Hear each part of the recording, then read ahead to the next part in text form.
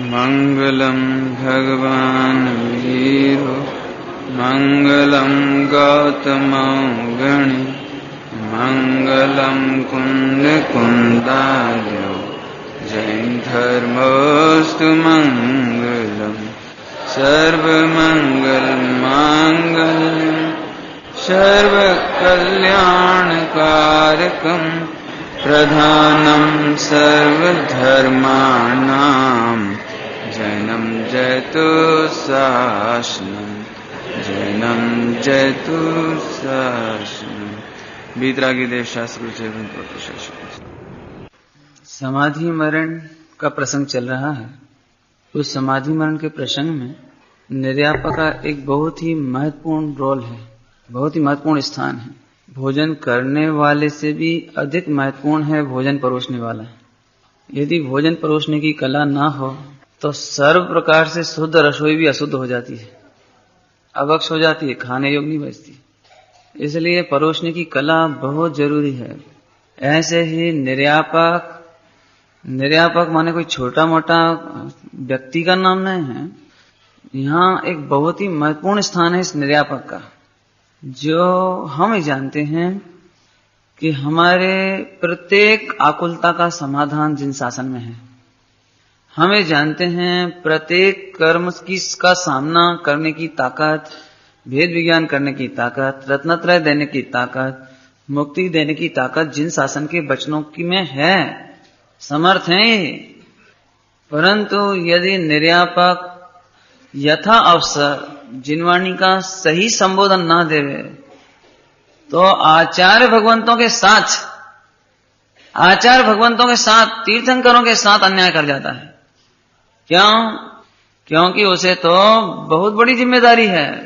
तीर्थंकरों का मार्ग बताया हुआ मार्ग, वे जिन शासन के वचन वे अत्यंत उपकारी हैं, समर्थ हैं, परंतु हमने सही प्रकार से संबोधन में प्रयोग नहीं किए तो उसका अहित हो जाता है।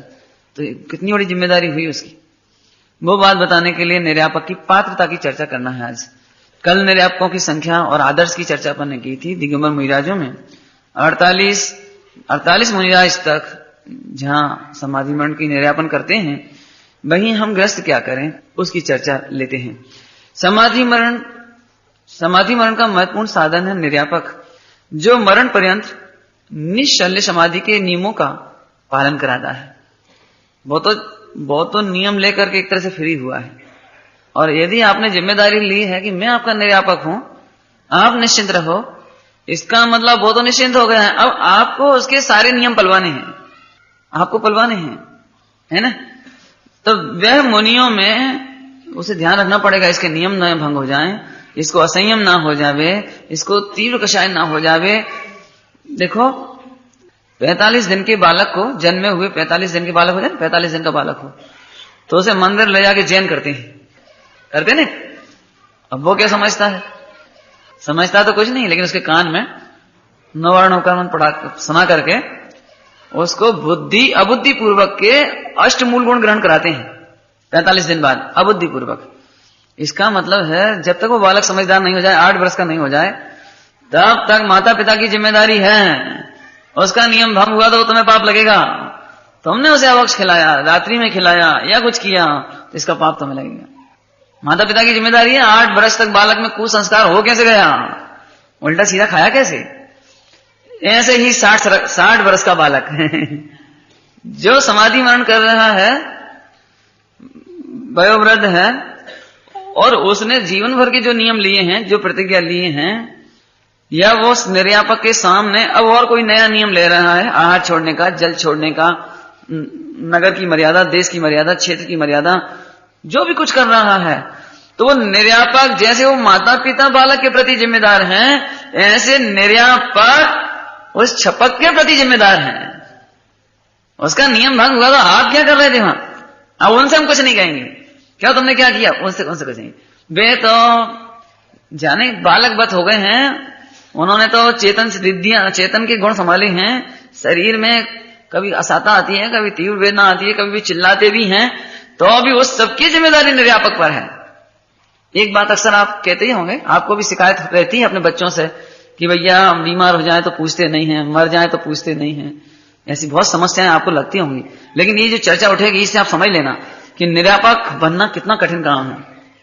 हालांकि मैं कठिन कह करके आपको डराना नहीं चाहता हूं, हतोत्साहित नहीं करना चाहता हूं, लेकिन एक बात जरूर है कि निर्यापक की पात्रता की कितनी जिम्मेदारी है ग्रंथ में, उसकी चर्चा अपन करेंगे।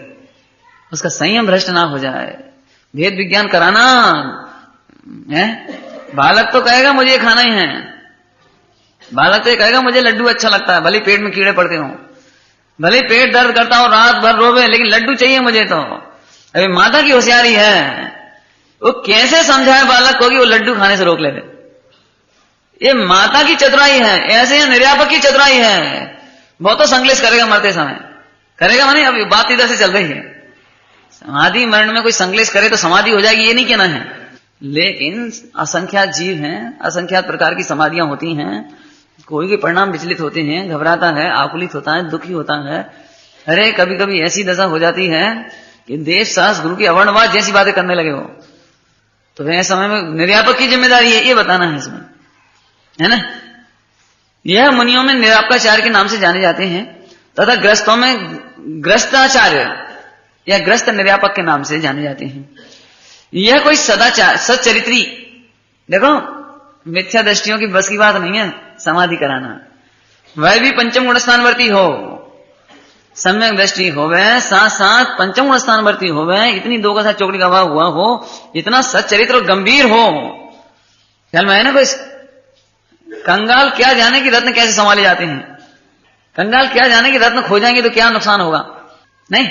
भिखारी क्या जानेगा कि अरे साहब, जैसे एक बात है अपन चर्चा करते हैं, चर्चा तो मेरे परिचय में कोई व्यक्ति है और उनको 10 करोड़ का घाटा हुआ, तो मैं बोलूंगा तो बड़ी सीरियसली बोलूंगा, मुझे एहसास है ना, उनका देखा हुआ है कि मेरे फला फला रिश्तेदार जमाई हैं या कोई हैं, उनको 10 करोड़ का घाटा हो गया, तो मैं बड़ी रोतली शकल से कहूंगा अरे भैया बड़ी बुरी दशा हो गई, 10 करोड़ का घाटा हो गया।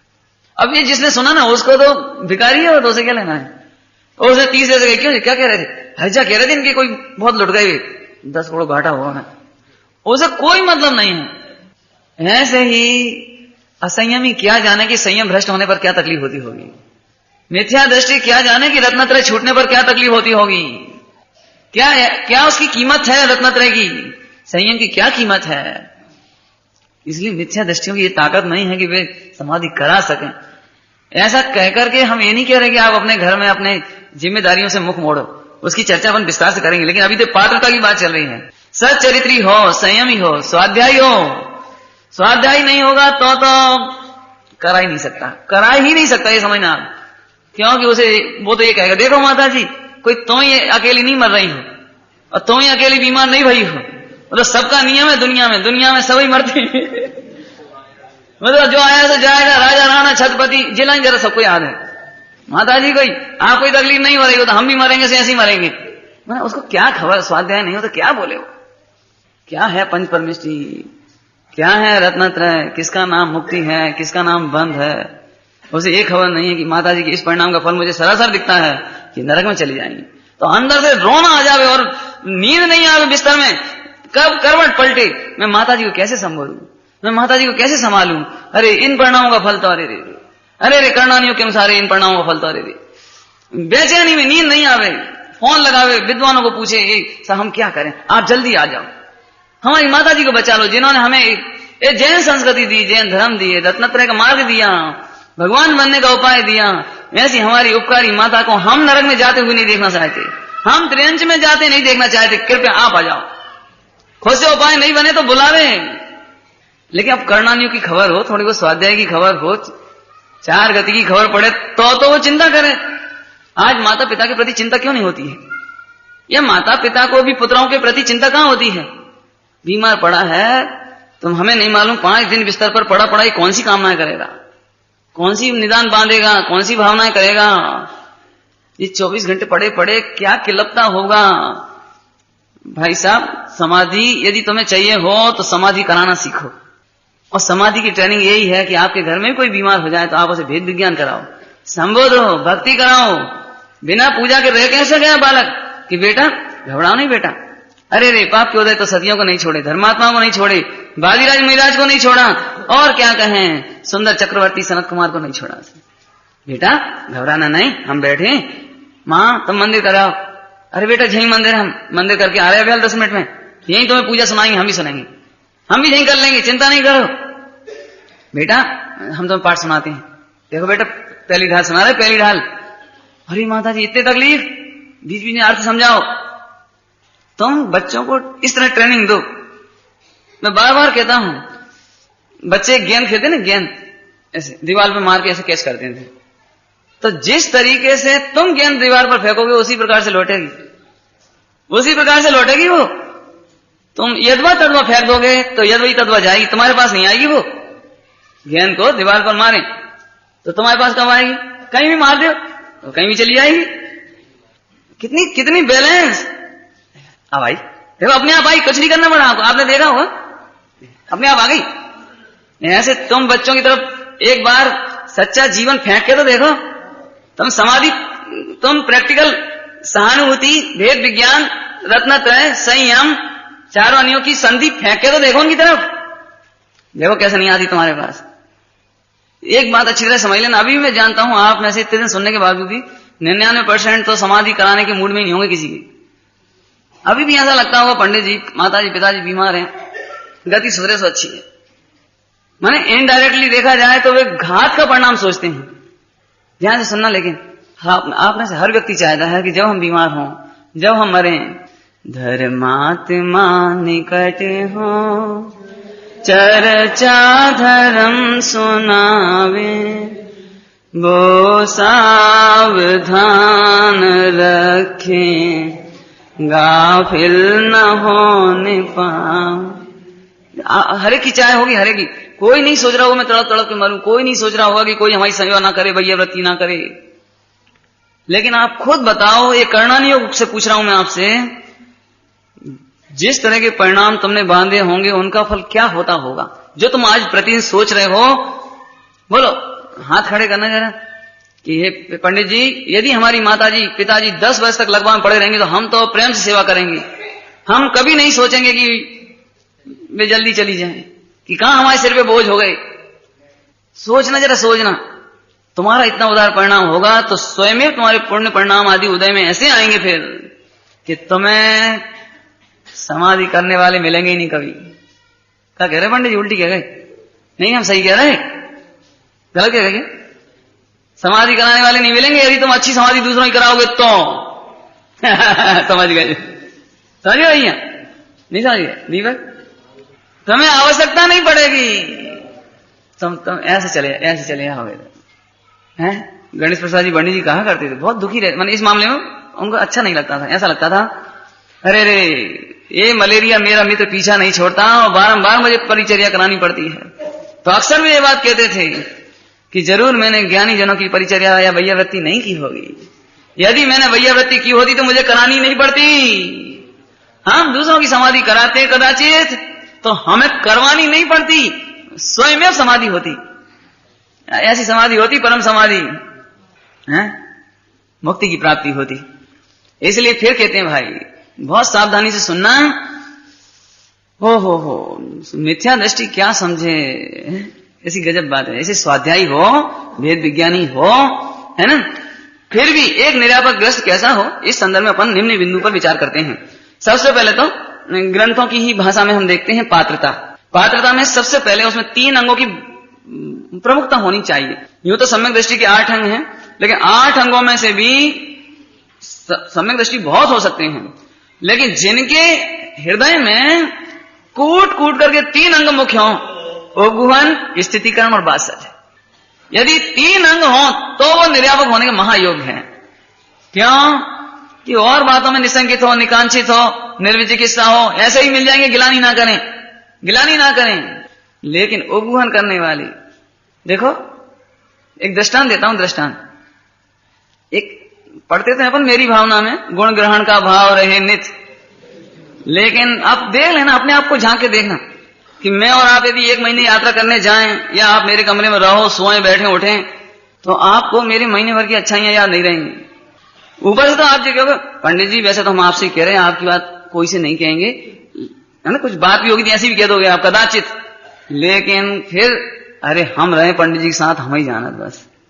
अब जी क्या है, अरे एक दिन तो भैया हमने देखो अपनी आंखन से ऐसे ऐसे पानी पी रहे थे, ऐसे खा रहे थे, कह रहे हाउ सब चला था भैया, हम तो बाद इनसे भैया कान पकड़े हमने तो। माने आप इस तरह से उसे घुमा फिरा करके प्रस्तुत करोगे, समझ लो दृष्टांत देना यहाँ उपगुहन का। सम्यक दृष्टि में किसी समाधि कराई, अब वो चीखता है, चिल्लाता है, रोता भी है, बिलखता भी है, अंदर में आंतें सिकुड़ रही हैं, हड्डियां चटक रही हैं, नसों के बंधन ढीले पड़ रहे हैं, ये हड्डियों के जोड़ ढीले पड़ रहे हैं, और अंतर में से सिर्फ फटा जा रहा है उसका बिल्कुल।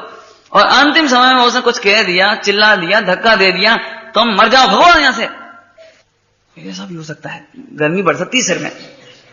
अब मान के चलो उसने उस समय तो सब बढ़िया कर करा दी और समाधि भी हो गई, और उसकी प्रसिद्धि समाधि की लोग में बहुत हो रही है, लोग बहुत प्रशंसा कर रहे हैं, धन्य भैया वो समाधि, ऐसी समाधि नहीं देखी हमने। लेकिन जी अंदर ही अंदर मुस्कुरा रहा है, हमने देखी है हमने देखी है। अब क्या बता दें, बतावे की बातें नहीं है भैया, वो तो जो पास में रहता वो ही जानता है। वैसे उनकी तारीफ तो हो रही, सब मना नहीं कर रहे, लेकिन किसी न किसी कान में वो ये बात फूका ही देगा, अरे उस दिन रात को हम ही जानते क्या गुजरी थी, वो तो हमने नहीं संभाला होता तो उस दिन तो बस। तो जी उपगुहन कहाँ है तुम्हारा फिर? जैसे सरासर दोष लग जाए तो भी उपगुहन करने जैसा है। बोला घटना सुनाई थी आपको, अरे जल का त्याग कर दिया, त्याग तो क्या कर दिया, हाथों में ताकत ही नहीं रही, अंतिम समय में खड़े होने की ताकत नहीं रही मुनिराज में, फिर भी प्यास के मारे पूरा शरीर ऐसे तपना जैसे अग्नि जल रही हो शरीर में, इतनी वेदना प्यास की। और गर्म पानी तो हम लेंगे आहार में, आज पानी तो लेंगे, ठीक है भैया व्यवस्था करो। दोनों ने दो पैर पकड़े, हाथ पकड़े, अंजलि बनाई, पानी ले भी लिया अंजलि में, लेकिन इधर तक लाने की ताकत नहीं, इधर ओंठों तक लाने की ताकत नहीं, और पानी पूरा लड़क गया, और आंखों में से आंसू की धार निकल रही है, पूरा शरीर ऐसा हो रहा है। अब सबकी आंखों में आंसू बह रहे हैं देखने वालों के, कि सब ये जान रहे हैं कि ये वेदना भयंकर हो रही है, प्यास के मारे ओंठ दंत तालू सूख रहे हैं, जैसे तैसे पानी की व्यवस्था भी कर रहे हैं, तो देखो ओंठों तक नहीं जा पा रहा है। देखो ये अंतराय कर्म का उदय, इतनी अब क्या करें, पानी पिलाने का और कोई उपाय नहीं हुई राजों के लिए। इशारा किया सब बाहर चले जाओ, सबको बाहर कर दिया, जितने श्रावक एलक छुल्लक ब्रह्मचारी जो भी सेवा करने खड़े सबको बाहर कर दिया। अकेले में पूछ लिया, हम जानते हैं तुम्हें प्यास बहुत तीव्र है, तुम कहो तो गिलास से पानी पिला दे। अब ऐसी बात कोई सुन ले तो ये भ्रष्ट कर रहे हैं, इसीलिए उपगुहन करने के लिए उन्हें सबको बाहर कर दिया, सब बाहर जाओ इशारे से, पानी पीना गिलास से पिला दे। कि नहीं, आपने तो हमें दीक्षा दी है, आपने तो प्रतिज्ञा दिलाई है कि जब तक अंजलि रहेगी तभी तक पानी लेंगे, आज से मेरे पानी का त्याग है। क्या क्या दशा क्या बनती होंगी इसलिए उपगुहन की कितनी जरूरत है। एक घटना तो ऐसी घटी कि याद आ गई कि सेव खाना है, सेव फल, बहुत समझाया कि तुम्हारा त्याग हो चुका है, अब नहीं, मेरे तो अंदर से वासना जग रही सेव खाने की, ठीक है सेव मंगवाया गया, एक टुकड़ा इतना सा चखा और थूक दिया, और बाद में आंखों में से आंसू आ गए, अरे मैंने क्यों इतनी हटाकर करी, क्या था इस स्वाद में। कोई बात नहीं है, अब स्थितिकरण करो, उपगुहन स्थितिकरण। इसमें एक बहुत अच्छा प्रश्न है, स्थितिकरण कब हो सकता है, जब उसके प्रति वात्सल्य हो। वात्सल्य के बिना स्थितिकरण भी नहीं होगा, उपगुहन भी नहीं होगा। पहले वात्सल्य तो हो, मुझे आपके प्रति प्रीति होगी तो आपके दोष छिपाए जाएंगे, उपगुहन होंगे, और तभी मैं आपकी 10 बात सुनकर के भी आपको स्थितिकरण कराऊंगा। बहुत सरलता से दृष्टांत देता हूं, दो 20-20 वर्ष के नौजवान हैं और दोनों एक जैसी गलती कर रहे हैं। आप एक को समझाते हैं, वो आपको करारा जवाब दे देता है, उल्टा जवाब दे देता है, आपकी बात नहीं मानता है, लेकिन आप उसको 10 बार प्रयत्न करके समझाते हो। और एक दूसरा नौजवान है, आप उसे एक बार समझाते हो, वो नहीं मानता है, तो आप प्रसन्नता से मुख मोड़ लेते हो, तुम्हें जो दिखे सो करो। बता सकते हो, ये पहचान सकते हो दोनों में से कौन होगा वो 20-20 साल के दोनों नौजवानों में से उसका कौन होगा वो जिसे 10 बार समझाने पर भी नहीं मानने पर भी 11वीं बार समझाता है वो, समझ गए। और वो कौन होगा जिसे एक बार समझाने के बाद समझाने की भाव नहीं आए कि वो बस होगा, बस वो पुत्र होगा, हमारा पुत्र होगा तो अरे अवज्ञा करे तो भी समझाते हैं प्रीति से, बेटा ये संपत्ति तुम्हारे लिए है, नाना प्रकार से। नहीं क्या करते बताओ, अपना बच्चा दुकान पर बिठाने के लिए, पढ़ाई कराने के लिए कितने पापड़ बेलते हैं, और दूसरों का नहीं पड़े तो स्कूल में मास्टर जी हैं, अपना बच्चा ही पढ़ता है और 50 बच्चे और पढ़ते हैं। 50 बच्चे होमवर्क नहीं करें, दिक्कत नहीं, अपना बच्चा नहीं करे तो कैसा लगता है? ये तो दृष्टांत। ऐसे ही वात्सल्य होए तो मर पच करके उसकी स्थितिकरण करें। वात्सल्य हो तो स्थिति नहीं, वात्सल्य नहीं तो क्या मतलब है? हमारी तरफ से तुम नरक में जाओ, हमें क्या लेन देन, तुम्हारी गलती हमें सरासर दिख रही है, हमें मतलब ही नहीं तुमसे। ये तो देखो, इसीलिए नीति में बहुत अच्छी बात कही है, कोई तुम्हें हित की सलाह दे तो उसका बुरा कभी मत मानो, क्योंकि उसे तुम्हारे प्रति करुणा होगी, वात्सल्य होगा तो कोई तुम्हें सीख देता है, नहीं तो किसको गरज पड़ी कि तुम्हारे प्रति सोचे और सीख दे ले। ऐसा लिखा है नीतियों में। क्या कहा? आप देख लेना, आप किसी को, जैसे आपको मेरी कोई बात अच्छी नहीं लग रही तो आपने 1 दिन 2 दिन 3 दिन चिंतन चलेगा पहले आपको, पंडित जी कब कहें, कैसे कहें, अच्छा नहीं लगता, बड़े हैं अपन कैसे कहें, सोचोगे 2-3 दिन, फिर कदाचित मौका देके धीरे से कहोगे पंडित जी एक बात कहनी है, तो आपने 3 दिन अपने परिणामों की होली जलाई है, तब आपको मेरे से वात्सल्य होगा तो आप कहोगे पंडित जी भरी सभा में शोभा नहीं देता आपके मुख से, पंडित जी आपका ऐसे बोलने से धर्म का वर्णवाद होता है, पंडित जी आपसे हमें तो बहुत हृदय से कहते हैं आपकी बात, बुरा नहीं मानना। देखो दूसरों के सामने तो उपगुहन कर देंगे, अरे तो पंडित जी भाव का अभिप्राय समझो, वक्ता का अभिप्राय को नहीं कहते हैं, वक्ता के अभिप्राय को समझो, भजनों क्यों पकड़ते हो, वहां उपगुहन कर दिया, आकर के स्थितिकरण कर दिया। अरे दोनों काम कब होंगे सो बता दे, वात्सल्य होगा तो। अभी क्या कहें प्रभु, ये अंगों की चर्चा तो बहुत सुंदर है, यदि अपने ये जो चर्चा पूरी हो गई तो फिर कदाचित अपन अंगों की चर्चा करेंगे, बहुत सुंदर है, अभी नहीं कर रहा उसकी वाले। सुना प्रभु, तो निर्यापक को सबसे पहले वात्सल्य हो, स्थितिकरण हो और उपगुहन हो, ये 3 गुण जरूर होने चाहिए उसके लिए, है ना। पूछा था ना कल इन्होंने प्रश्न, याद कि भैया वात्सल्य पहले होता है, वो स्थितिकरण पहले, वात्सल्य पहले होता है, प्रभावना पहले होती है, कि वात्सल्य पूर्व प्रभावना होती है, 8वां अंग अंतिम प्रभावना। वर्तमान में सच्ची बात बताएं, हम यदि गुरुदेव की प्रभावना करने में पीछे रह रहे हैं तो उसमें सबसे बड़ा दोष है वात्सल्य की कमी, सबसे बड़ी कमी है, देख लेना आप। हमें जो टुकड़े हो रहे हैं वो वात्सल्य की कमी से हो रहे हैं। हम अपने बुजुर्गों की बात, यदि यह मीटिंग हो जाए समाज में तो बुजुर्गों की बात सुन नहीं सकते, एक दूसरे का आदर नहीं कर सकते। मैं तो सभी को सलाह देना चाहता हूं, घरों में भी यही करना। आप घर में भी जिनके घर में फूटन हुई है, घर में भी जिनके आप क्या अच्छे प्रसंग नहीं बनते हैं, उसके पीछे यही कारण है कि सास को बहू का स्थितिकरण करने की ताकत नहीं है, सास को उपगुहन करने की ताकत नहीं है। जबकि हम अच्छे से जानते हैं बच्ची छोटी है, अभी बहू बनकर आई है, अनुभवी नहीं है, धीरे धीरे सब होगा, लेकिन हमें इतनी बेचैनी होती है कि 10 जनों में जब तक कह नहीं लेंगे जब तक काम नहीं चले। पहले उपगुहन करोगे तो स्थितिकरण होगी। पहले तो तुम हमारी पूरे अशोकनगर में बदनामी कर दो और फिर कहो पंडित जी हम आपको स्थितिकरण करने आए हैं। अब क्या स्थितिकरण करोगे, उपगुहन तो हुआ ही नहीं। ऐसे इसलिए उपगुहन पहले फिर स्थितिकरण होता है, और जो स्थितिकरण कराने में समर्थ हैं, वात्सल्य अंग हो जिनके पास, तो वे ये सब कर पाओ और तब ये प्रभाव न हो। देखो जब आप उपगुहन नहीं करते हो, अपने घर में स्थितिकरण नहीं करते हो, तो केवल बहू बदनाम नहीं होती है, तुम्हारे पूरे घर की संस्कृति, पूरा परिवार बदनाम होता है उसमें। माने तुम अपने घर की प्रभावना नहीं कर सकते। अब सोच लेना इशारे में काफी है और क्या कहें हम। लेकिन समाज में ये बात जरूर कहती है, आने वाले विद्वानों के सामने अपने बड़े जनों की क्रिटिसाइज नहीं करना चाहिए। एक कार्यकर्ता को दूसरे कार्यकर्ता की कमियां नहीं बतानी चाहिए, पंडित जी ऐसे बे ऐसे ऐसा करते, बांध लो सब गांठ, बिल्कुल कभी नहीं करना चाहिए, हमें बिल्कुल पसंद नहीं है बात। एक दूसरे की बात बताए, दूसरे तीसरी बताए, तीसरे कभी विद्वान खड़े हों, कोई खड़े हों, 4 कार्यकर्ता काम कर रहे हों, एक दूसरे का अपमान जैसी बातें मत करो।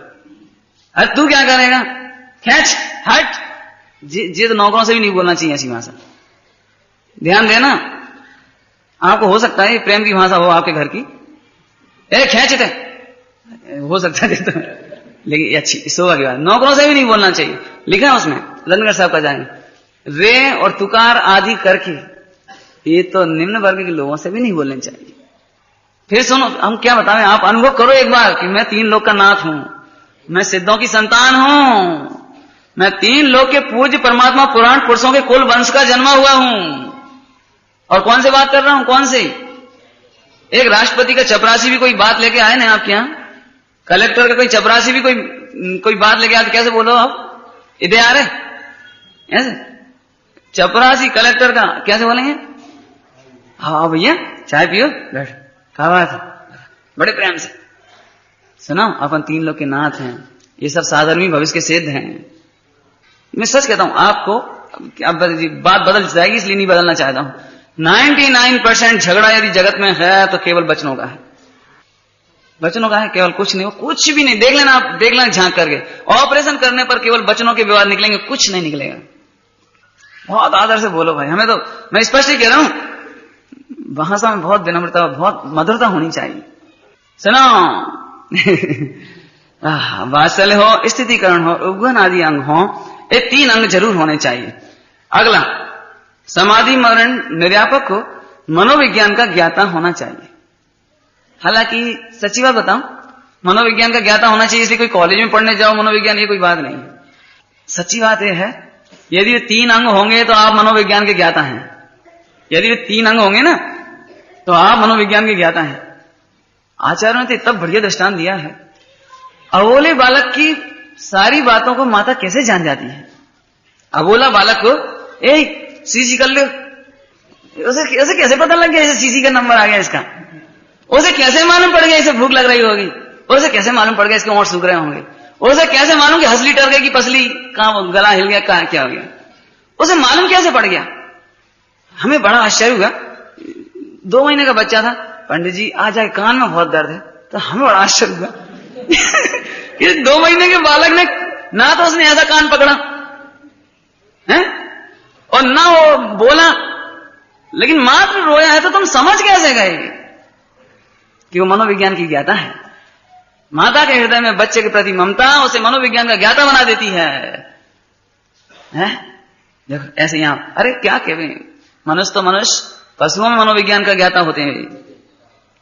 साइकोलॉजी भापते हैं, आप रोटी पटक दो तो प्रेम से वहीं खा लेगा कुत्ता, और तुम रोटी पटको मत, रखी हो उठा कर ले तो खा नहीं सकता, वहां भाग जाता। ये मनोविज्ञानिक और क्या है।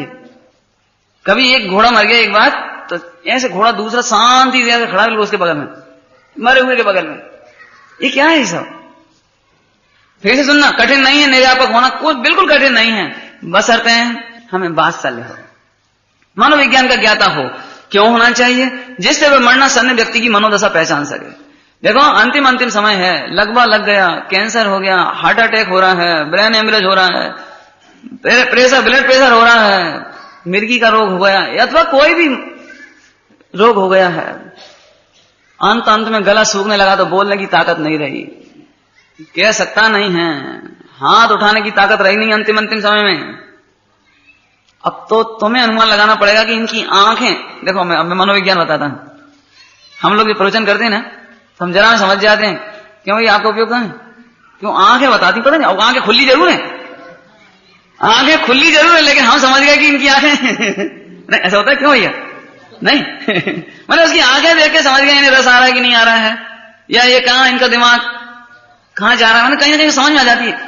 ऐसे ही अंतिम समय में उसकी आंखें देखकर, चेहरा देखकर, उसके चेहरे के रिएक्शन, देखो जब अंदर से समझ में आती है ना समझ, तो चेहरे पर एक अलग ही इंप्रेशन होता है, और नहीं समझ में आती है तो ऊपर से भले को बराबर कहें पंडित जी बराबर, हाँ लेकिन समझ में आ गया, ये तो समझ में कहीं नहीं आ रही, जबरदस्ती हाँ यहाँ कर रहे हो, होता ही नहीं होता है,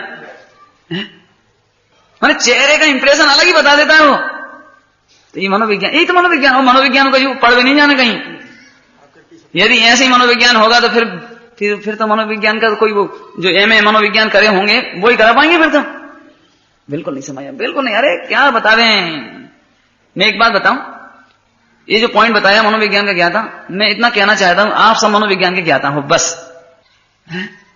लड़की देखने के लिए कोई आए हो और 50 बातें करें सब तरह की, लेकिन अपन समझ जाते हैं इधर दाल गलने नहीं, चेहरे से समझ जाते हैं, भले ऊपर से सब बातें हो रही हैं, लेकिन अंदर अंदर मन कहता है कि इधर काम नहीं होगा। यही तो मनोविज्ञान, और क्या है? बोला माँ ने बेटे से कहा, बेटा आज खीर बनाएंगे, और बेटा सन्नाटे में वैसे बैठा रहा। बेटा तुमने सुनी नहीं, क्या बात है, कुछ तकलीफ है? समझ गई, देखो मुंह से समझना पड़ेगा इस समय इसको किस चीज की जरूरत है। कब इसे पानी चाहिए, कब इसको सहानुभूति चाहिए, कब इसको सेवा चाहिए। सेवा के स्थान पर सहानुभूति दे दोगे तो भी काम नहीं चलेगा, और सहानुभूति के स्थान पर सेवा करोगे तो भी काम नहीं चलेगा। क्या कहें भाई, प्रातः काल की बेला है और तुम उसे करना नहीं सुनाने लगो तो मनोविज्ञान की ज्ञाता नहीं हो। प्रातः काल में फ्रेश माइंड है, उज्जवल है, उसे अध्यात्म भी मत सुनाओ एकदम। सबसे पहले लाकर उसके गीले कपड़े से पैर शुद्धि करा, तो पूरा शरीर में एक, अब देखना नहाने के बाद कितना अच्छा लगता है। बिना नहाए समय साल जी पढ़ो सुबह, और नहा धोकर के समय साल जी पढ़ो, सुन ले। अब देख लेना आप करके उसमें क्या है। बिना नहाए प्रवचन सुनने आओ और नहा धोकर के प्रवचन सुनने आओ, देख लो तो उसमें क्या बात है। मनोविज्ञान का ज्ञाता इसलिए कह रहे हैं, उसकी आंखें देखकर समझ जाए कि इसको रात भर नींद आई कि नहीं आई। यदि नींद नहीं आई तो यह ध्यान पचा नहीं पाएगा इस समय। तो फिर क्या करें, पहले भक्ति कराओ उसे। सुबह सुबह का टाइम है, पहले भक्ति दो। पहले देखो एक बात कहना चाहता हूं, पद्य भक्ति की तुलना में गद्य भक्ति कराना ज्यादा उचित है। पद्य भक्ति तो क्या है, जनरली कई बार सुनी हुई है, उसकी पढ़ी हुई है, और आप भी सुनाओगे तो फिलौन का भाव ग्रहण नहीं कर पाएगा। सबसे बढ़िया तरीका मैं मानता हूं गद्य भक्ति। पिताजी ठीक हो, कोई बात, अब कोई आकुलता तो नहीं है, पानी वानी पीना है, थोड़ी सी सहानुभूति दी, थोड़ा वो किया, फ्रेश कराई दिया कपड़ों से, गीले कपड़े से पूरा शरीर शुद्ध करा दिया, और पिताजी कोई बात, ठीक है अब तो निराकुलता तो है, ठीक, अब लेट जाओ आराम से, ये तकिया लगा दिया, लेट जाओ। अब सुनो पिताजी, प्रातः काल की पवित्र बेला है। प्रातः काल की शुरुआत श्रावकों की तो पंच परमेष्ठी की भक्ति से होती है, इसलिए हे पिताजी सुनो। अब यहां से नहीं कि तुम्हारी अरंत हो, तुम्हारी सिद्ध हो, तुम्हारी आचार्य हो, तुम्हारी जी नहीं, जी नहीं।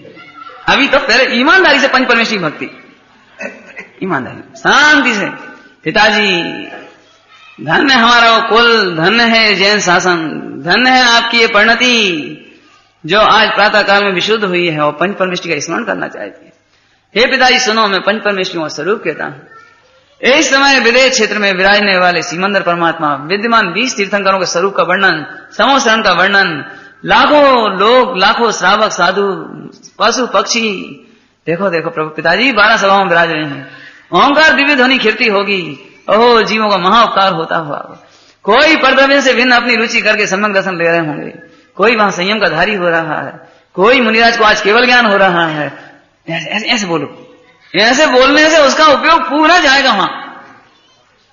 पिताजी देखो कैसे पवित्र हैं तीर्थंकर भगवान, उनका कैसा उपकार हुआ, महावीर भगवान का शासन नायक कैसे हमें ऐसा, माने ऐसे ऐसे विस्तार से, मैं तो क्या कहूं हृदय में तो ऐसी आती कि आपको रोज भी सुनाऊंगा तो बदल जाए, ऐसा नहीं कि बेकी बेकी बातें कहनी पड़े, बदल जाए इतनी अच्छी।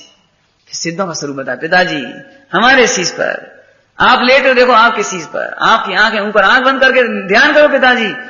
7 योजन ऊंचा, 43 लाख योजन की सिद्ध शिला, स्फटिक मणि जैसी, उस पर अनंत सिद्धि विराजती है। पिताजी एक दिन हम आपको भी वहीं विराजना है पिताजी। वहां से अनंत काल फिर कहीं जाना आना नहीं होता, फिर रोग नहीं होते, शोक नहीं होते।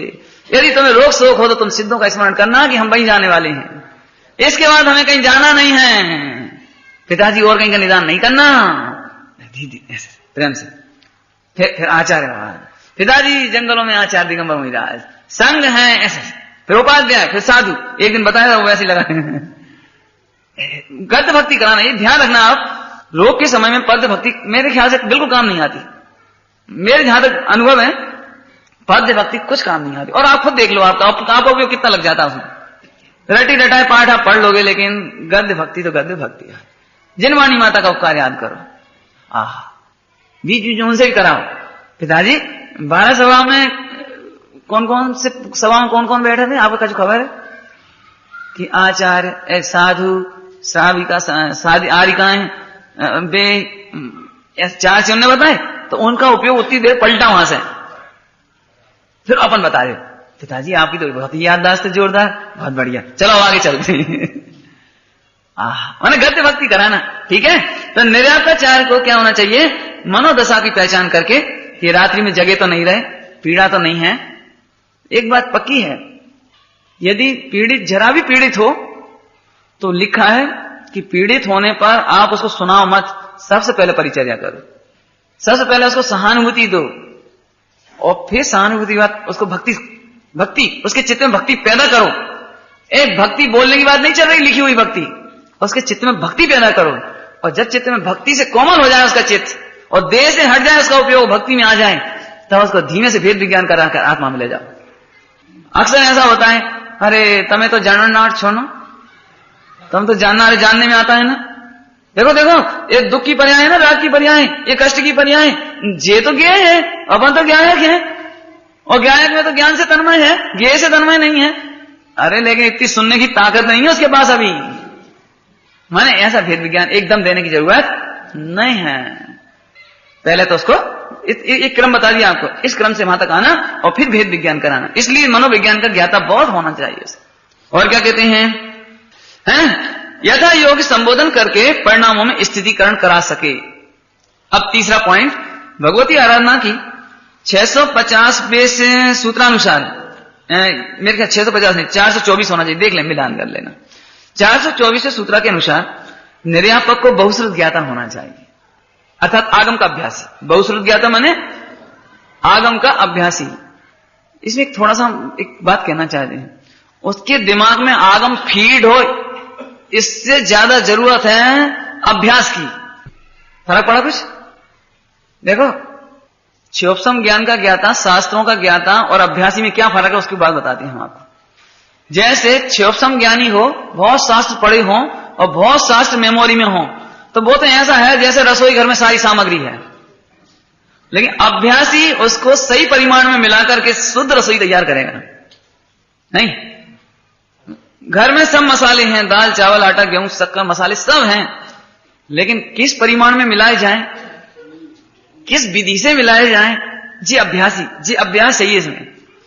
बोलो भोजन बनाने के लिए क्या चाहिए, सब सामान ले आओ कि नहीं, सब सामग्री के साथ एक चीज और चाहिए भोजन बनाने के लिए, अभ्यास।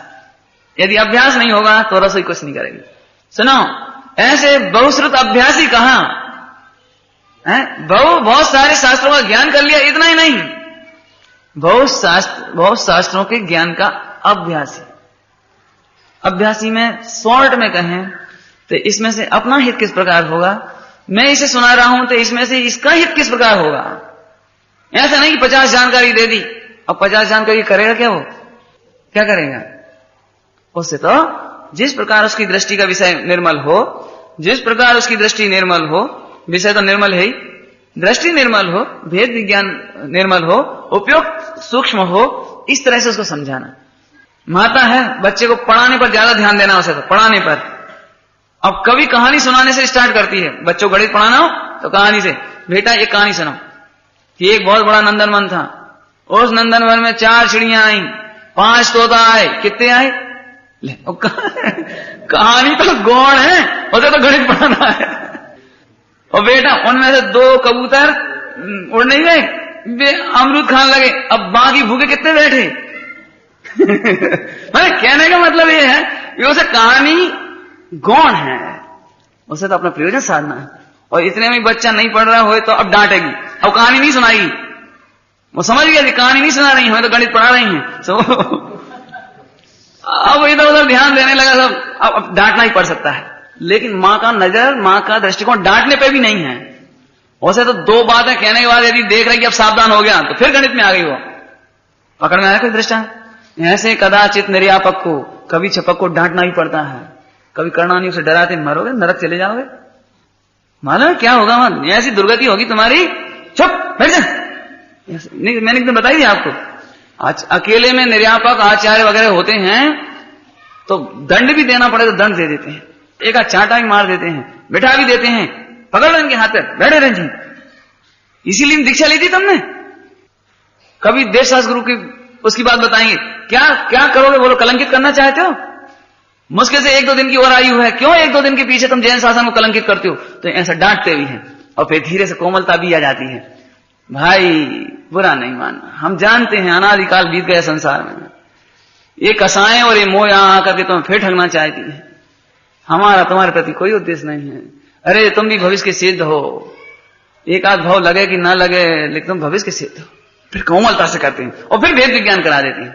माने डांटना पड़े तो डांटते भी हैं, स्तुति सुनानी पड़े तो स्तुति सुनाते हैं, कहानी सुनानी पड़े प्रतिमानियों की तो प्रतिमानियों की सुनाते हैं, और कभी आचरण में शिथिल हो रहे हैं तो चरणानियों का भी ज्ञान करा देते हैं। और भेद विज्ञान करके आत्मा का अनुभव भी करा देते हैं। कितने चतुर होते होंगे, हैं? तो अभ्यासी, बहु आगम के ज्ञाता अर्थात अभ्यासी। गंभीर, अब क्या होता है, एक एक पॉइंट पर इतना विशाल हृदय है आचार्यों का कि बताने के लिए तो बड़ा हो चाहिए। गंभीर किसे समझते हो? जो ज्यादा बोले नहीं। क्यों गंभीर कैसे कहते हैं? जो बोले नहीं, चुप रहे, यहां से बैठ जाए, इसका नाम गंभीर है। सुनो, आत्मा के विषय में जो गंभीर है वे बोले, चिल्लाए, डांटें, पीट देवें, या प्रेम से संबोध देवें, या परिचर्या करें, या उपेक्षा कर देवें। जो आत्मा के विषय में गंभीर है वे सर्वत्र गंभीर है। गंभीर है, देखो बहुत सरल दृष्टांत दूं साहब, मेरे पिताजी इस विषय को बहुत गंभीरता से लेते हैं। यदि जरा भी चूक करें तो उन्हें बर्दाश्त नहीं है। अब गंभीरता क्या मतलब इधर कि एक पैसे की भी हानि नहीं हो जाए, पैसा उन्हें गंभीर विषय है, तो क्या करते हैं? जरा 2 बूंद घी ढुला तो ढुला कैसे, एक दृष्टांत। तो उस विषय को गंभीरता से लेंगे तो डांटेंगे, और गंभीरता से नहीं लेंगे तो पिताजी पुड़िया खा रहे, फिर बेटा ने पुड़िया खाई, अब नाती की नंबर भी पुड़िया पे आ गो, तो कोई ना कहीं तुम्हारा नाती, अरे ठीक है बच्चा है, समझ गए तुम गंभीर नहीं हो। दृष्टांत समझ गए, तुम गंभीर नहीं हो बच्चों के प्रति। अरे रे तुम नहीं समझते कि बच्चों का जीवन क्या है, ये पुड़िया क्या है, तुम क्या हो, तुम्हें खुद खबर नहीं है। समझे दृष्टांत? आप मान के चलो उसने सुपारी का एक कटका उठा के मुंह में रखा, और पिताजी गंभीर हैं कि आज तो 1 सुपारी का दाना है, कल क्या होगा, एक दिया मिला, सीधे चुपचाप बैठ जाओ जाके, खाने की हिम्मत करी कैसे तुमने? समझ गए, पिताजी गंभीर है। सच्ची बात बताएं, बच्चों में व्यसन यदि लगते हैं तो पिताजी की गंभीरता की कमी से। हम सही समय पर सही शिक्षा सही तरीके से नहीं दे पाते हैं, इसमें हमारी गंभीरता की कमी है। नहीं है? आप तो ये कह रहे होगे आपको कैसे मालूम? अब ऐसा नहीं है, हम भी मनोविज्ञान के ज्ञाता है और कॉलेज स्कूल में रहे, पाठशालाएं पढ़ाई हैं, सब देखते हैं, घरों की हालत देखते हैं।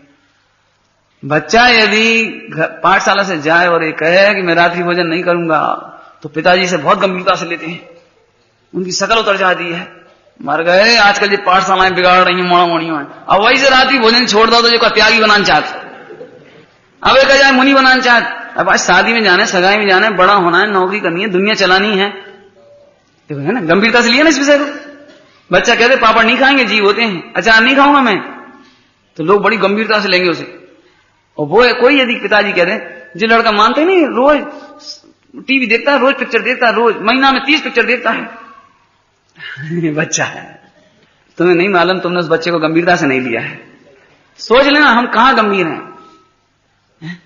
एक मैं कह ही रहा हूं भरी सभा में एक माता ने ये कहा कि हमारा बच्चा मंदिर नहीं आता है, तो हमने कहा कि भाई यदि आप गंभीर हो तो बच्चा आ जाता मंदिर में, पक्की बात है। बोले हम क्या गंभीर, हम तो रोज ही टोका, लेकिन झल्लाना ये कोई गंभीरता नहीं है। सुनना ध्यान से, जिस विषय, देखो सुनो ध्यान से, जिस विषय को हम ग्रहण कराना चाहते हैं उसे हम किसी भी रीति से ग्रहण कराने में समर्थ हों तो गंभीरता कहलाती है। झिल्लाहट से बच्चा ग्रहण नहीं कर लेगा, चिल्ला चोट कर देने से, रोटी नहीं देने से ग्रहण नहीं कर लेगा। उस बच्चे को समझ चाहिए, तर्क चाहिए, लॉजिक चाहिए, प्रेम चाहिए। क्यों नहीं जाएगा बच्चा मंदिर आपके? और चाहिए साथ में आपके चित्त में दृढ़ता। मैं एक बात पूछता हूं, आपका बच्चा जहर खाए तो क्या करोगे? बोलो राजकुमार जी क्या करोगे? ये तो दृष्टांत है। आपका बच्चा जहर खाए तो क्या करोगे? जिस प्रकार से कैसे खाने दें बताओ।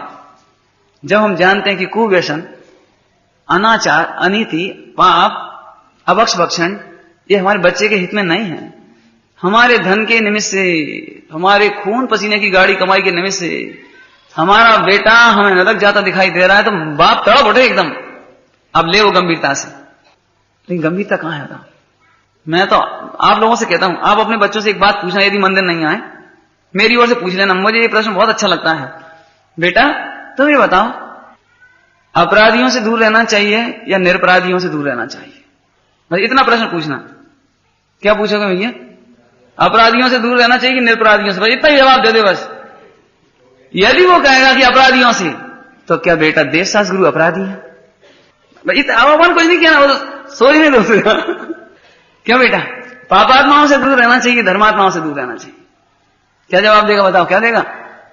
पापात्माओं से। तो बेटा भगवान क्या धर्मात्मा है कि पापात्मा है? तू विचार कर बेटा, हमें कुछ नहीं कहना, तू विचार कर। ये जो धर्मी है, ज्ञानी है, व्रति त्यागी है, मुनिराज है, इनने कौन सा पाप किया बेटा? और तुम जिस संगति में जाते हो वो अपराध है या धर्म है? अब बोलो कुछ मत, सोचने दो सी कोई, कह लेना मेरी तरफ से ये बात। अरे रे भाई सुनो सुनो, गंभीर हो तो उपाय निकले ही निकले। अरे रे क्या कहें भाई, एक भिखारिन है, बिल्कुल गरीब है, अनपढ़ है, अंगूठा छाप है, भीख ही मांगते जिंदगी निकली है, लेकिन जब उसके गोद में बालक आता है तब सारी दुनिया की ममता उसकी झोली में आ जाती है। वो सीखने नहीं जाती, कहीं सीखने नहीं जाती कि बच्चे को कैसे सुलाना है, कैसे गले से लगाना है, कैसे बीमारी का पता लगाना है, कैसे उसे सुलाना है, कैसे जगाना है, कैसे पढ़ाना है, कैसे बड़ा करना है, कहीं सीखने नहीं जाना पड़ता। यदि ऐसे तुम्हें आत्मा के प्रति आत्मीयता हो तो कहीं सीखने नहीं जाना है। गंभीरता आ जाएगी, गंभीरता आ जाएगी। सच्ची बात कहें, हम इसलिए मिथ्या दृष्टि नहीं है कि हमें सम्यक दर्शन का विषय नहीं मिल रहा है। क्या कह रहे हैं? हम इसलिए मिथ्या दृष्टि नहीं है कि हमें सम्यक दर्शन का विषय नहीं मिल रहा, कि शिव ज्ञान की चर्चाएं नहीं मिल रही हैं, कि संगति नहीं मिल रही है। सचमुच वो आत्मा का विषय हम उतनी गंभीरता से नहीं ले रहे हैं। यदि हम उसे गंभीरता से लें तो जो पशुओं को सम्यक दर्शन इतना सुगमता और सहजता से हो सकता है, हमें क्यों नहीं होता? आचार्य अमृतचंद देव कहते हैं यदि तुम्हें सम्यक दर्शन हो जाए तो इसमें कोई आश्चर्य नहीं है, कोई आश्चर्य नहीं है। हमें तो इस बात में आश्चर्य है कि तुम्हें मिथ्या दृष्टि क्यों परिणमती है? शक्कर में से मिठास झरती है, इसमें हमें कोई आश्चर्य नहीं। ऐसे आत्मा में से आत्मा का अनुभूति झरे, क्या आश्चर्य से? हमें तो इस बात में आश्चर्य है कि तुम क्यों बार बार ये कहते हो कि हमें अनुभव नहीं हो रहा है। हम आत्मा है ये हम जानते हैं, शुद्ध है ये जानते हैं, द्रगुण पर्याय का पूरा लेखा जोखा हमारे पास है, आनंद शक्तियों के प्रवचन सुन के उनका हिसाब हमारे पास है। पंडित जी फिर भी क्या करें हम? हमें बड़ा आश्चर्य, आश्चर्य देखते हमें आश्चर्य है। ये पंचम काल का महा आश्चर्य है कि जितनी ज्ञान की चर्चा वार्ता इस समय चल रही उससे चौथे काल में नहीं थी। हजारों लाखों किसान, केवल एक वर्ण को पढ़ने की सुविधा थी 4 वर्ण में से, ब्राह्मणों को। क्षत्रियों को युद्ध कला की विशेषता थी, क्षत्रियों जो राजपूत आदि थे वे पढ़ते भी थे। बाकी तो लाखों हजारों, क्या दिगंबर मिजाजों का टोला जाता था, कैसे मोक्ष जाते थे, कैसे पशु पक्षी सम्यक दर्शन लेते हैं, कैसे नार की सम्यक दर्शन ले लेते हैं। सच्ची बात है कि इस विषय को हम गंभीरता से नहीं ले रहे। यदि हम गंभीरता से ले लें तो कोई आश्चर्य नहीं कि एक पलक झपकते सम्यक दर्शन हो। समझ में आ रहा भैया? बहुत इतने गरिष्ठ पॉइंट है ये भगवती आराधना के। गंभीर हो, देश काल द्रव क्षेत्र काल भाव का जानकार हो, ज्ञाता हो। इसकी चर्चा कल थोड़ी सी कर ली थी अपन, विस्तार तो बहुत हो सकता है लेकिन अभी अपन करना नहीं चाह रहे हैं। धर्म प्रिय एवं जिन धर्म का दृढ़ श्रद्धानी हो, दृढ़, देखो कदाचित व्यंतर का उपसर्ग आ जाए और एक तरफ एक व्यक्ति ये कह रहा है कि तुम तो केवल भक्तामर का फला काव्य पढ़ दो, ये व्यंतर भाग जाएगा, और वो दृढ़ श्रद्धा नहीं है। और एक तरफ पूरी समाज खड़ी है कि जामे का बिगड़ लो है, भक्तामर को फला नंबर को काव्य पढ़, तुम्हें क्या दिक्कत है, पानी पिला दो ना इसे। और कदाचित वो छपक भी कहने लगे कि भक्तामर तो अपना ही है ना, आदिनाथ भगवान की स्तुति है ना इसमें, तो जामे का बिगड़ पड़ा, पिला दो। अब दृढ़ श्रद्धा नहीं होगा, वो ही उसे ग्रहित मिथ्या दृष्टि होने से बचाएगा। सारी समाज एक तरफ कह रही कि जी बड़े पापी नहीं, बताओ, वहीं उसके यदि रिश्तेदार आ जाए, उसके पत्नी आ जाए, बच्चे आ जाए, माता पिता आ जाए, भैया जी जाने कौन से जन्म को बदलो ले रहे हैं हमारे पति से, हमारे पिताजी से, जब इतनी वेदना में तड़प रहे हैं लेकिन ये पानी नहीं पिला पा रहे हैं, जबकि हमें मालूम है सिद्धि है इस मंत्र की, उधर भी पिलाया तो सही हो गए, उधर पिलाया तो सही हो गए, उधर पिलाया तो सही हो गए। अब बताओ कितनी मुसीबत में निर्यापक। वो जानता है एक परमाणु दूसरे परमाणु में कुछ भी करने में असमर्थ है। जब तक असाता का उदय है ये भक्तामर का काव्य कुछ नहीं कर पाएगा। भैया कोई बुरा नहीं मानना भी है, भक्तामर का काव्य सचमुच कुछ नहीं कर पाता है। यदि भक्तामर का काव्य कुछ कर पा रहा होता तो हॉस्पिटल की जरूरत नहीं पड़ना चाहिए थी, कोई रोगी नहीं होना चाहिए था। सब तंत्र मंत्र कर हारे, वेद्यों ने सिर दे मारे, सब थक गए थामन हारे, पर हो गए हमसे न्यारे। माटी में मिलेगी देह, इस होएगी खे, इसी के नेह पड़ा दुख भरना। अब लिया सींद परमेष्टि तुम्हारा सरना। ये भाई दुनिया कुछ भी कहे, मैं तुझे भक्तामर के नाम से पानी पिलाने तैयार नहीं, तू पानी खूब पी, कोई दिक्कत नहीं। और भक्तामर एक काव्य क्यों सुनना चाहते हो? एक काव्य सुनना गणित मिथ्यात्व में भाई साहब बहुत कड़क लग रही होगी ये बात, क्यों कि उसके पीछे तुम्हारी कर्ता बुद्धि बैठने वाली है, कर्तव्य को नई दिशा मिलने वाली है। यदि कहीं तुम्हें जरा भी कुछ साधा मिली तो तुम्हें पूरा आत्मा एक तरफ, पूरा जैन शासन एक तरफ और एक काव्य एक तरफ, और हम नहीं चाहते हैं। बहुत बहुत बहुत निर्यापक की बहुत जिम्मेदारी है। दृढ़ श्रद्धा नहीं हो, दृढ़ श्रद्धा नहीं। ऐसे लोग मैं सच कहता हूं इतने भड़काने वाले आते हैं, क्योंकि जितने लोग आते हैं ना, आपने देखा हो जरा आपको जुकाम हो जाए तो 50 वेद तो अपने आप ही मिलेंगे आपको, अपने आप मिलेंगे, ना पूछना नहीं पड़ेगा आपको। ऐसे ही लोग तमाम दूर दूर से आएंगे। इनकी जो पीड़ा है ना, हम बता रहे, एक नारियल मंत्र देके फोड़ के उसे पेड़ पर रखा, पक्की बात है। और नहीं करो उनके अनुसार, तुम हो कैसे, मारे डाल रहे हो उन्हें, बड़े हत्यारे हो, दया नहीं है तुम्हें। और इतनी बातें सुनने मिलेंगी आपको। मैंने आपको बताई थी ना कि लोग समाज के क्या कहेंगे, तो पिताजी साफ कह रहे, बेटा मुझे हॉस्पिटल नहीं जाना, ना मुझे दवाई खानी, ना मुझे कुछ करना, मेरा त्याग है सब दवाइयों को, मुझे हॉस्पिटल नहीं जाना। वो बिल्कुल जाने वाले प्राण बेटा, हॉस्पिटल मत ले जाओ। वो पिताजी आप चुप रहो, आप तो आपको क्या, आपको तो आपका परिणाम तो निर्मल है, आपका फल तो आपको मिलेगा, बाकी जो गलती कर रहे हैं उसका फल हमें मिलेगा, आप चिंता नहीं करो बस। तो हमने पूछा तुम इतनी जिद क्यों कर रहे हो उनके साथ, कि पंडित जी ये तो चले जाएंगे। समाज वाले कहेंगे कंजूस हैं, पैसा नहीं थे, डॉक्टर की फीस नहीं देना चाह रहे थे, पिताजी घर में ही मार डालो, हॉस्पिटल नहीं ले गए। पंडित जी ये समाज प्राण खा लेगी, आप तो कृपा करके ले जाने दो। सच्ची घटना है बिल्कुल। हमें उनकी चिंता होती है, लेकिन पिताजी के संयम का क्या हुआ इसकी। ये किस कंडीशन में कह रहे हैं, निर्यापक को क्या गुजरती होगी, जो निर्यापक बने वो जाने वाले। लोग तमाम सलाह देने वाले मिलेंगे, और जिसकी नहीं मानो वही। अभी तो और देखना, निर्यापक को तो ऐसा होना चाहिए बिल्कुल, माने 3 लोग में सबसे कठोर, दृढ़ ऐसे, भैया बाहर जाओ साहब, देख पढ़ लें। नहीं हमने कह दिया भैया, एक बार कह दिया बस खत्म। इतना दृढ़ शासन चाहिए उसका, जैसे कोई चक्रवर्ती का शासन चले ना, ऐसे निर्यापक का शासन। एक बार कह दिया नहीं मिल सकते मैं नहीं मिल सकती, नहीं बोल सकती मैं नहीं बोल सकती। ये उसने कह दिया कि यहां नहीं आओगे तो नहीं आओगे आप बस। इतना मैंने बहुत बलजबरी से भी करना पड़ता है, क्योंकि माता पिता जो मोही है ना, स्त्री है, वो कह रही ए हमरे सुहाग है तो एक बार देख लें, तुम्हारे सुहाग के चक्कर में उसके प्राण निकल जाएंगे। उसको यदि किंचित मोह जग गया तो तुम्हें नहीं मालूम उसको कितना भौखरा होंगे। इसलिए बिल्कुल निर्दयता से दूर कर देते बोला।